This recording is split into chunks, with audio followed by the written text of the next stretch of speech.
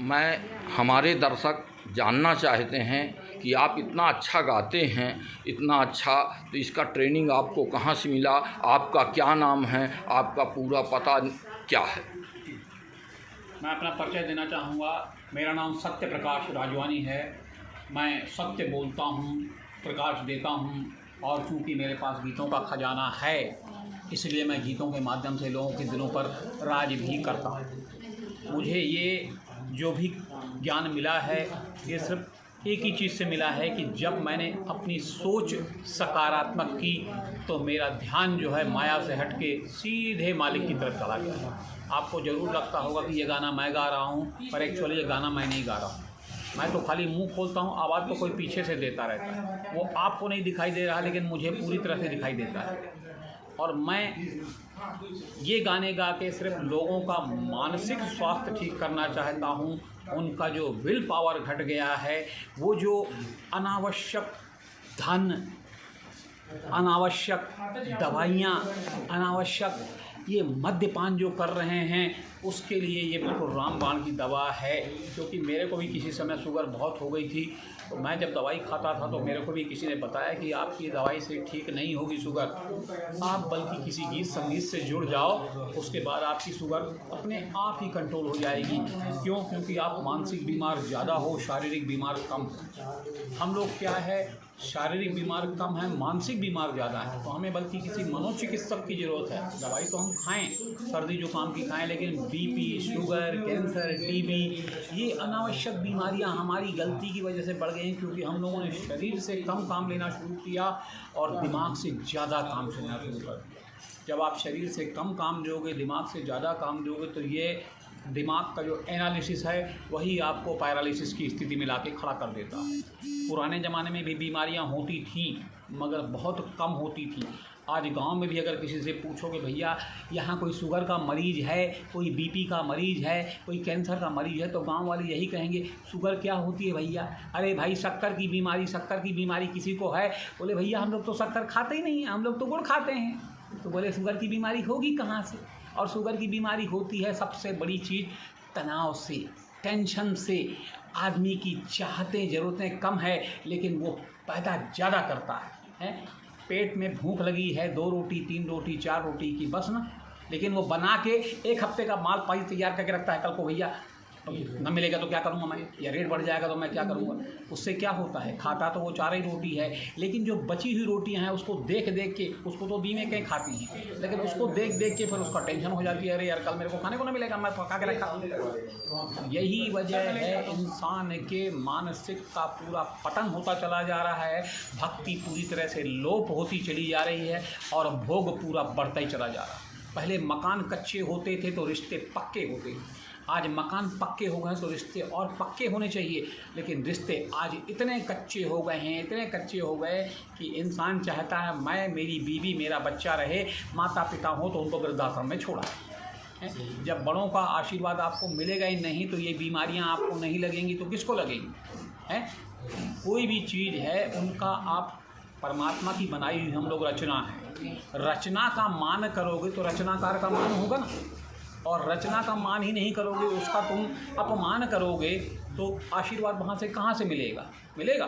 नहीं मिलेगा आशीर्वाद। बुजुर्ग वो पेड़ हैं जो हमें फल भले न दें, लेकिन आशीर्वाद की छाँव और जाते जाते अपनी लकड़ियाँ भी हमको दे जाते हैं। तो जब बुजुर्गों का आशीर्वाद ही नहीं रहेगा तो क्या होगा?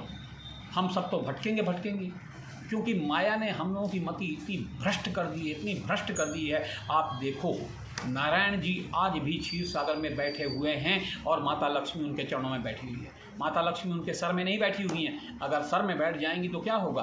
वो क्षीर सागर से निकाल कर महलों में जाके बैठा लेंगे, वहाँ द्वारपाल खड़े हो जाएंगे।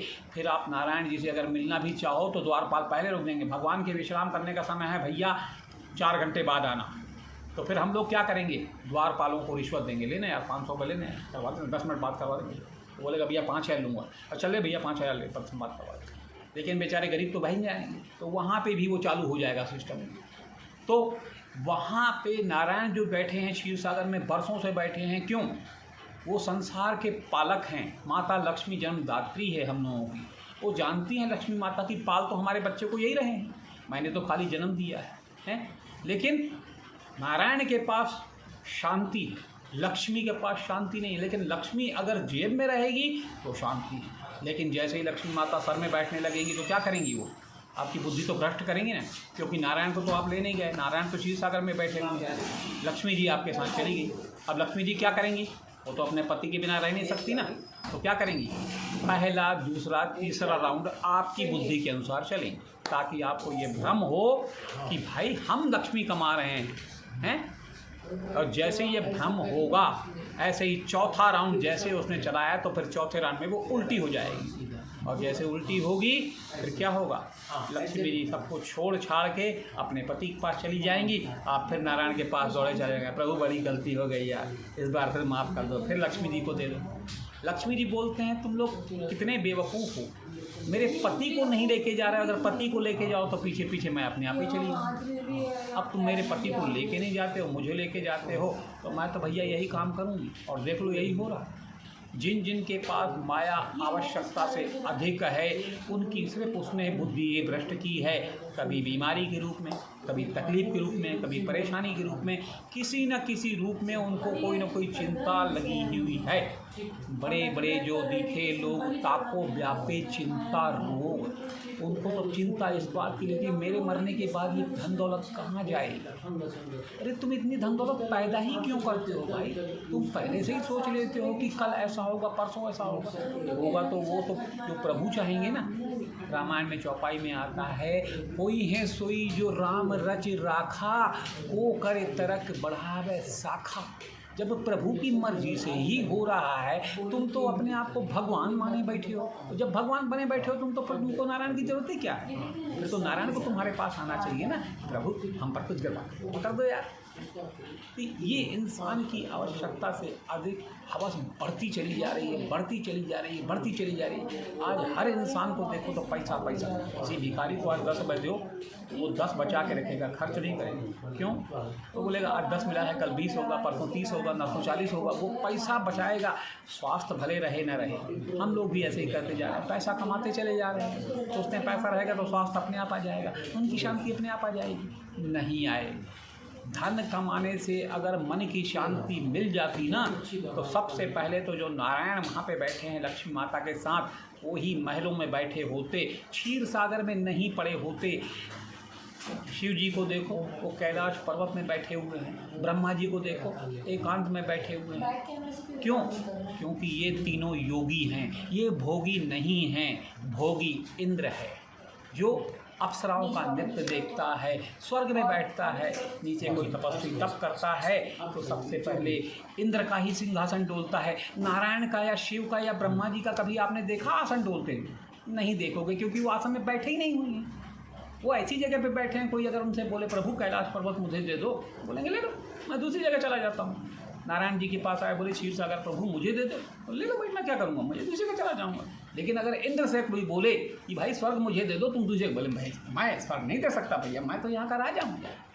तो इंद्र भोगी है, इसलिए उसका सिंहासन डोलता है, इसलिए वो विघ्न डालता है लोग।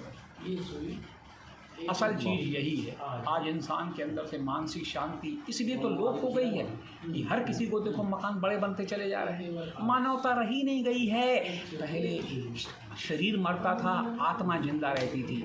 आज आत्मा मर गई है, शरीर जिंदा है। अब जिंदे शरीर में 50 साल का शरीर है, उसको 80 साल की उम्र दे दोगे, क्या होगा बाकी 30 साल? तो ऐसे रोगों में जाएगा ही जाएगा। बस यही गणित है। मेरी भी लोगों से यही विनम्रता है कि हमारे दर्शक चाहेंगे कि एक भजन और आपके द्वारा हमारे दर्शक सुन लें। क्या आप 2 बोलोगे? आप सुना दूंगा, जी, आप बोलोगे 4 सुना दूंगा। बस चलिए बढ़िया भजन एक तो याद आ रहा। छोटा सा छोटा सा प्यारा सा। चलिए भाई छोटा सा लीजिए। प्यास लिए मनवा हमारा ये तरसे, एक बूंद तेरी दया की जो बरसे, बन जाए पावन ये जीवन सारा, जैसे गंगा की वो धारा, जैसे गंगा की धारा।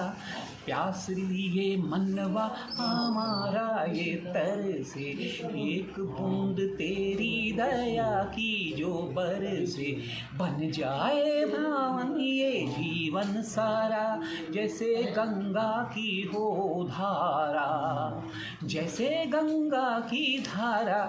प्यास लिए मनवा हमारा ये तरसे, जाने अनजाने करते रहे भूल हम, छूने आए हैं चरणों की अब धूल हम, जाने अनजाने करते रहे भूल हम, छूने आए हैं चरणों की अब धूल हम। तेरी करुणा मिली हम भले या बुरे, तेरी बगिया के फिर भी तो हैं फूल हम। प्यास लिए मनवा हमारा ये तरसे, एक बूंद तेरी दया की जो बरसे, बन जाए पावन ये जीवन सारा, जैसे गंगा की हो धारा, जैसे गंगा की धारा। प्यास लिए मनवा हमारा ये तरसे। ओ लाल की जय।